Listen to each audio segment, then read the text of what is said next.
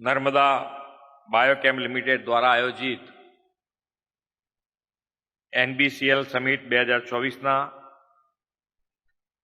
શુભારંભ પ્રસંગે આપણી સૌની સાથે વર્ચ્યુઅલ માધ્યમથી જોડાયા હતા આપણા કેન્દ્રીય મંત્રી શ્રી મનસુખભાઈ માંડવિયાજી, મંચ ઉપર મારી સાથે ઉપસ્થિત મારા સાથી ધારાસભ્ય શ્રી જીતુભાઈ વાઘાણી, શ્રી રમેશભાઈ ટીલાળા, નર્મદા બાયોકેમના મેનેજિંગ ડાયરેક્ટર શ્રી દિનેશભાઈ કુંભાણી, કુચકો માસોલના vice chairman Shri Bipinbhai Patel, director Shri Sanjaybhai Kumbhani, ઉદ્યોગપતિ શ્રી રમેશભાઈ મેદપરા, આમંત્રિત સૌ મહાનુભાવ, સહકારી આગેવાનો, દેશ તથા રાજ્યભરમાંથી પધારેલા સૌ ડીલર્સ, ડિસ્ટ્રીબ્યુટર્સ, પ્રેસ મીડિયાના મિત્રો, સૌને મારા નમસ્કાર. એટલે ભાઈ તાલી પડાય કરે, મેં કીધું ભાઈ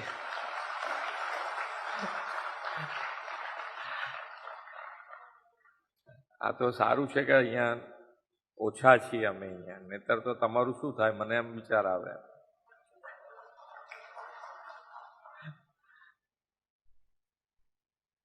પણ અત્યારે તો આજે શરૂઆત જ કરી છે કે ભાઈ પ્રાકૃતિક ખેતી, અને પ્રાકૃતિક ખેતી માટે ગુજરાત અત્યારે લીડ રહી રહ્યું છે. અને હમણાં જ આપણા મંત્રીશ્રીએ કીધું કે 1000 કરોડ રૂપિયા ઓછું કેમિકલ ખાતર વાપરવાના કારણે ગુજરાતને મળવાના છે. અને ધીમે ધીમે આજે ડીલર્સ છીએ આપણે, એટલે કેવું છે એમાં કે ભાઈ આપણે, હું ધારો કે કોઈ હોસ્પિટલમાં ગયો હોઉં તો મારે કેવી રીતે એમને શુભેચ્છાઓ પાઠવવાની?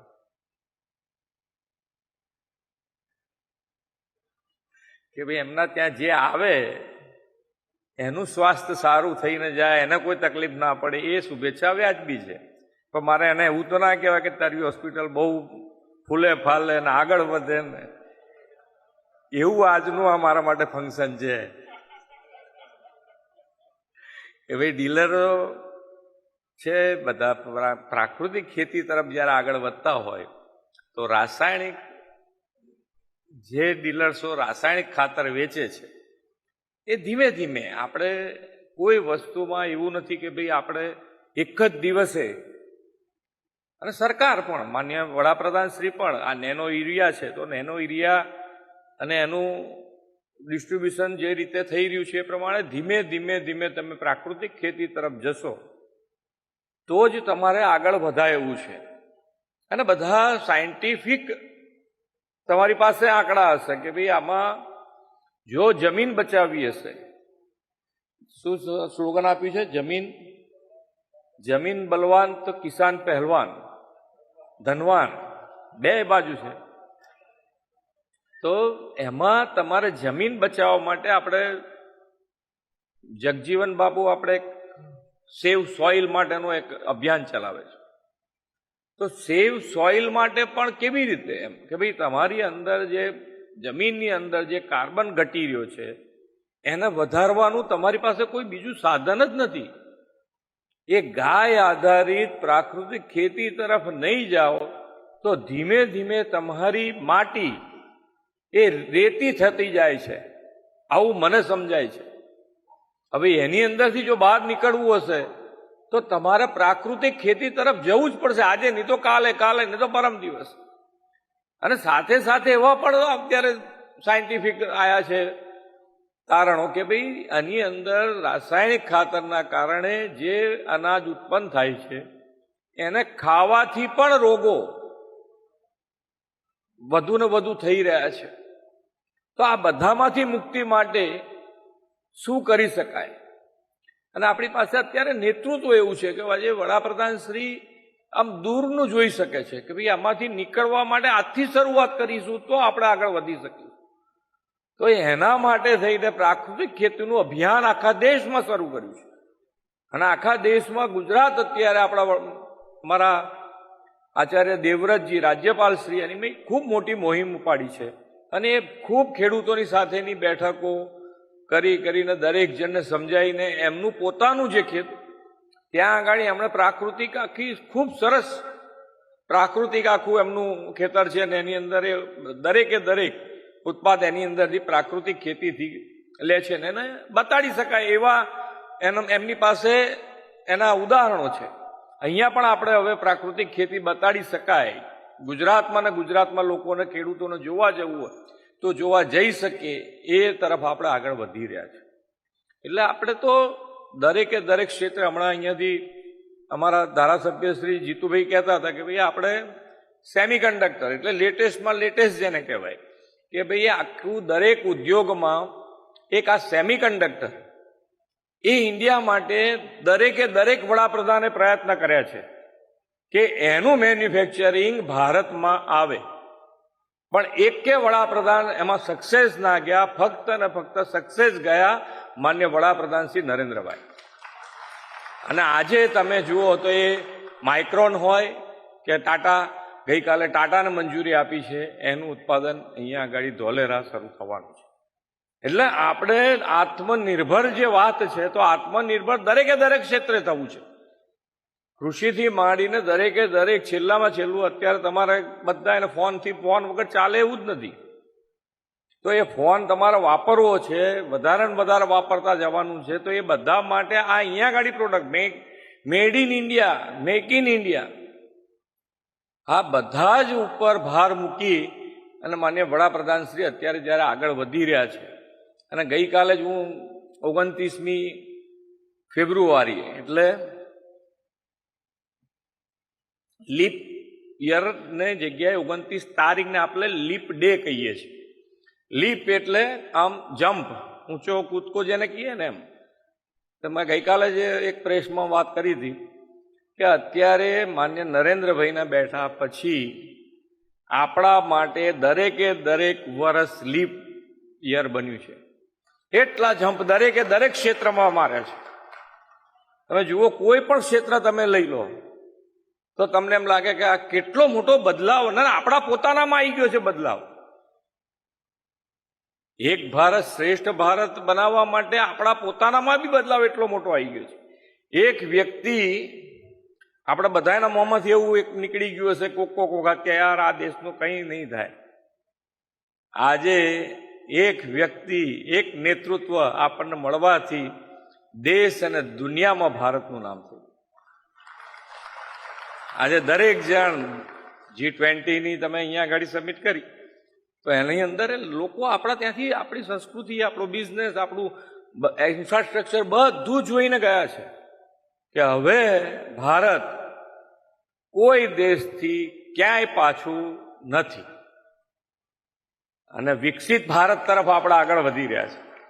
અને વિકસિત ભારત માટે પણ આજથી જ વિકસિત ભારત આપણા મૃતકાળમાં છે કે ભાઈ હવેના 25 વર્ષ, તે 25 વર્ષમાં આપણે કઈ રીતે આગળ વધવાથી વિકસિત ભારત, જે વિકસિત દેશો છે એની હરોળમાં કેવી રીતે આવી શકાય એના માટેનો પ્રયત્ન.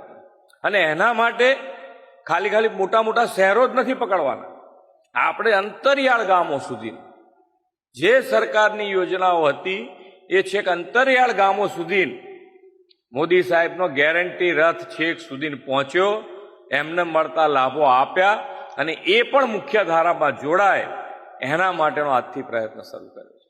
અને બધા સાથે, સૌનો સાથ સૌનો વિકાસ, એટલે બધા સાથે આગળ વધી તો આપણું વિકસિત ભારત બનવાનું છે. એકલું અમદાવાદ બનાવી દઈશું કે એકલું બોમ્બે બનાવી દઈશું કે એકલું સુરત બનાવી દઈશું તો નથી ચાલવાનું. દરેકે દરેક ગામ એ પણ વિકસિત હોય તો જ આપણે વિકસિત ભારત તરફ આગળ વધી શકીશું. અને દરેકે દરેક તમે જુઓ રોજ આપણું અર્થતંત્ર, તમે તો વેપારી બધા બેઠા છો, અર્થતંત્ર જેટલું મોટું થતું જશે એટલું જ આપણી પ્રગતિ દરેક જણની વધતી જવાની છે. અને એટલે જ આ વખતે જ્યારે વડાપ્રધાન શ્રી ત્રીજી વખત બેસશે તો આપણું અર્થતંત્ર જે 5મા નંબર ઉપર છે એ 3જા નંબર ઉપર આપણે પહોંચાડીશું. અને એ પછી આજે 5મા નંબર ઉપર છે એની તમને બધાને ઇમ્પેક્ટ આવે છે, એની ઇફેક્ટ આવતી હશે કે અત્યારે તમારો ધંધો રોજગાર ખૂબ વધ્યા છે. ટેક્સની આવક તમે જુઓ, ભારત દેશની ટેક્સની આવક જુઓ તમે. એક મેં કદાચ એપ્રિલ મહિનામાં 1,91,000 કરોડ રૂપિયા જીએસટીની આવક થઈ છે. તો એ ટેક્સ કેમ વધારે ભરતા થઈ ગયા બધા? કે ભાઈ જે ખોટું કરે છે એને સજા થવાની ચાલુ થઈ. પહેલા તો આપણી બાજુવાળો ખોટું કરતો હોય ને હું સાચું કરવા જાઉં તો પેલાની જોડે કમ્પેરિઝન જ ના થાય, એનો જ ધંધો સારો ચાલે. આપણે તો ધીમે ધીમે બેસતા જઈએ, એટલે ધીમે રહીને પેલાને એમ થાય કે હવે યાર હવે આની જોડે આપણે કરવું હોય તો થોડુંક તો કંઈક કરવું પડશે. હવે આખું ચેન્જ થઈ ગયું કે હવે જે સાચું કરશે એ આગળ વધશે, ખોટાવાળા પકડાવાના છે ને હેરાન થવાના જ છે. આ નીતિથી આગળ વધે છે. અને આ નીતિના કારણે આજે તમે દરેક બજેટ, અમારા ગુજરાત સરકારનું બજેટ જુઓ કે કેન્દ્ર સરકારનું બજેટ, 2.5 લાખ રૂપિયાની સબસિડી ફક્ત ને ફક્ત રાસાયણિક ખાતરમાં આપે. 2.5 લાખ કરોડ રૂપિયા. એક સ્ટેટનું બજેટ એટલું નથી હોતું.